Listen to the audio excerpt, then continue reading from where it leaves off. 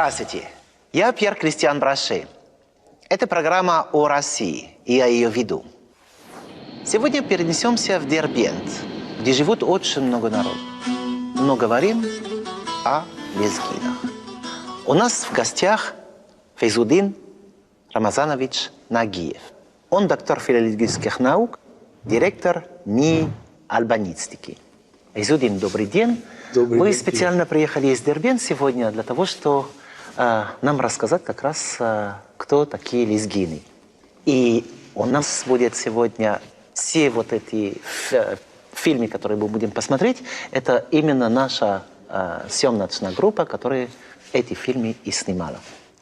Вы бы вообще как сказали, что «Здравствуйте, я специально приехал из Дербента».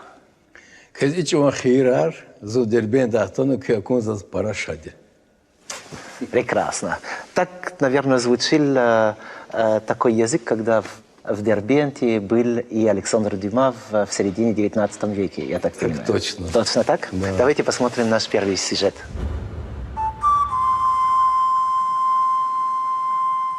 Мой древний город, ты велик, врата Кавказа, о Дербент, священен твой прекрасный лик, и равных больше тебя нет.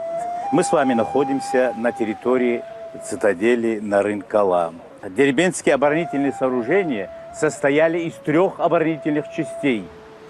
2 параллельные стены с того угла, и отсюда, с того угла, спускались вниз, пролет где-то 400 метров, и входили в море почти на 500 метров, закрывая равнинную часть. Это была первая оборонная система города.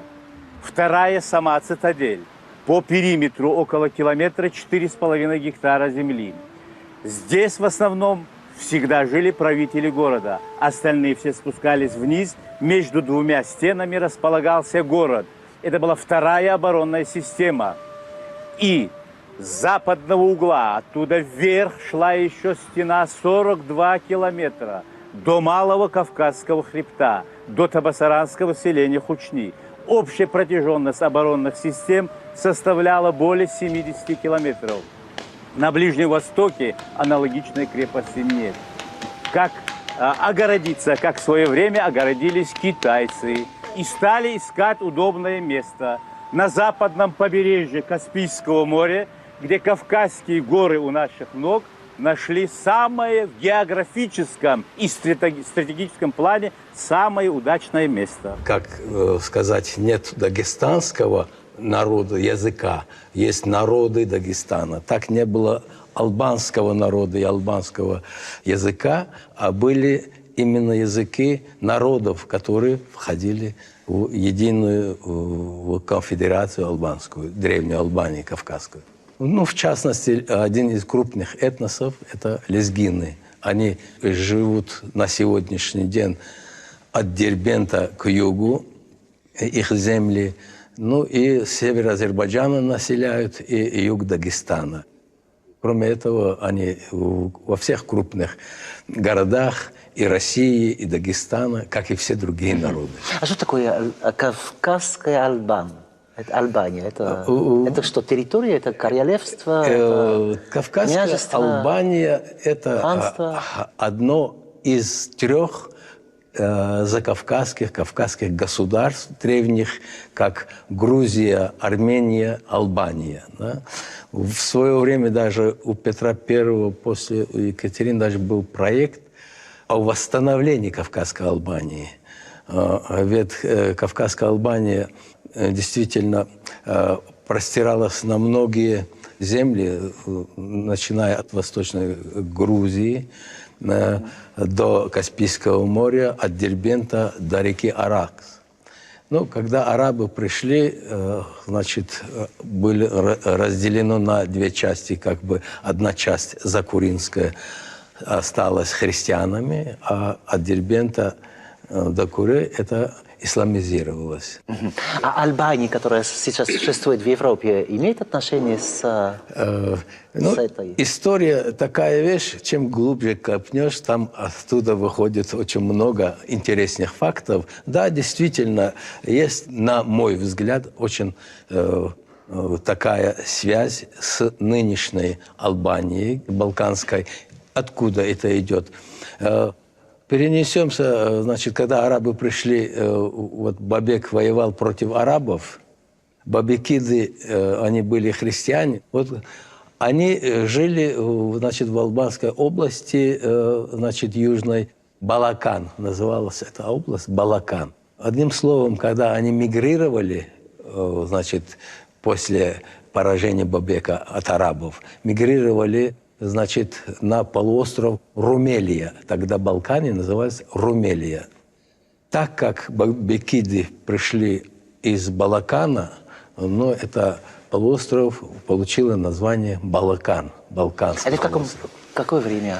Это примерно 8-9 век. 8-9 да, век. да. Вот Дербент это становится так, столица Лезгин и место, где вся культура лезгинская будет концентрироваться. Ну, в принципе, сегодня Дербент интернациональный город. Там живут много этносов, национальностей сегодня. Дружно живут, и каждый считает Дербент своим городом, и это правильно, там родились поколения. Но исторически Дербент связан больше с Кавказской Албанией. О возрасте, кстати, идут очень много споров. Александр Бакарович Кудрявцев, прекрасный археолог, профессор, около 25 лет производивший раскопки древнего Дербента. У него много книг вышло, утверждает, Дербенту не только 5000 лет, а более 5000 лет. Но этот вопрос очень политизирован.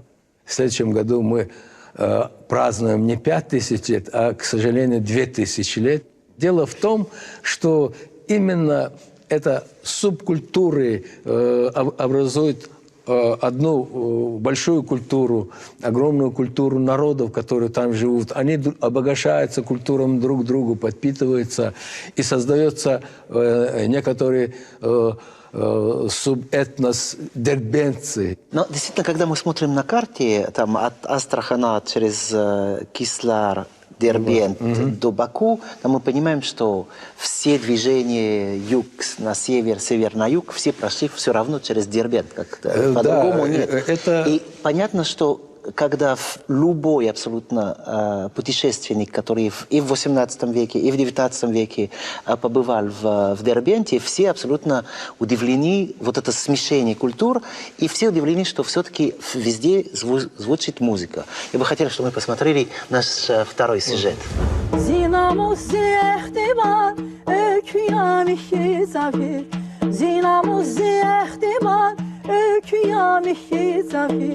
Խենաչինա իքրան, խանարի կեցայքից, հյուս խանավուն վաֆասուն։ Խենաչինա իքրան, խանարի կեցայքից, հյուս խանավուն վաֆասուն։ Զավալ էխտի բարնամ, վունա զիրիկ դարնամ,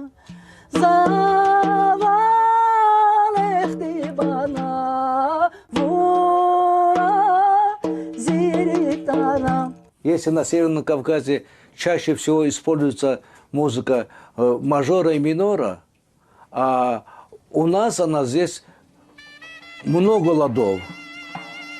Ни один праздник проходимый, что связано с лезгинским народом, не проходит без народного фольклора, без танцев лезгинских, без песен лезгинских. Ты представитель какой национальности? Лезгинка. Пой на лезгинском языке. Для меня это вступительные экзамены. Я просто в шоке была. А говорю, а можно? Нужно. И я начинаю петь, я такая вся вот растерялась, а потом думаю, да что мне терять? Я как торпеда начала петь. La faviller avurgada mahidel mer can kara sutin selavatna mahidel bercan mahidel bercan mahidel bercan. Ну, Вот лезгин очень часто называют народом поэзии, народом музыки. Народом музыки это, я так понимаю, весь Дагестан, потому что все играют на музыке, и вот это звучит практически везде, у всех народов. А поэзия, это есть особенности лезгин? Есть поэзия особенности. В лезгинском языке очень распространена рифма. Лезгинский язык создан для поэзии. В лезгинском языке как бы утомленной рифмой, можно сказать, потому что мы, допустим, турба и туба не рифмуем, потому что турба, зурба, туба, буба там можно рифмовать. То есть очень тонко чувствуем мы рифму. Я так понимаю, что вы тоже поэт, и вы нам привезли одну книжку. Я вам подарок привез. Прекрасно, спасибо. А может быть, мы услышим ваши стихи? С удовольствием. Я скажу, вот лезгины живут в Дагестане, в Южном Дагестане и в Северном Азербайджане. К сожалению, сегодня лезгины разделенный народ между Россией и Азербайджаном. В 3 раза больше лезгин в Азербайджане живут на своих землях. Мои стихи тоже оттуда, река по реке Самур. Мы в народе называем реку Самур Улан-Вац, серединная река. Между двумя народами, одним народом, как бы по сердцу идет одного народа, лезгино-лезгинская граница. Вот стихи мои об этом. Река Самур, срединная река, ты боль земли несешь издалека. С тех дальних гор, где твой сокрытый сток, ты с запада стремишься на восток. О, если бы эти воду и несли, печаль тобой поделенной земли, и море навсегда бы принять смогло то горе, что мне на сердце легло. Мне кажется, безмолвная вода не землю, сердце делит навсегда. Прекрасно. Это вам. Спасибо. А скажите, вот в сюжете мы слышим сначала девушка, которая поет прямо в крепости там, Дербента.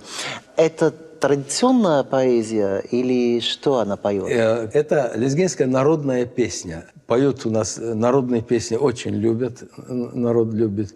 Это одна из народных песен она спела. И другая молодая девушка, которая в консерватории учится, тоже спела народную песню.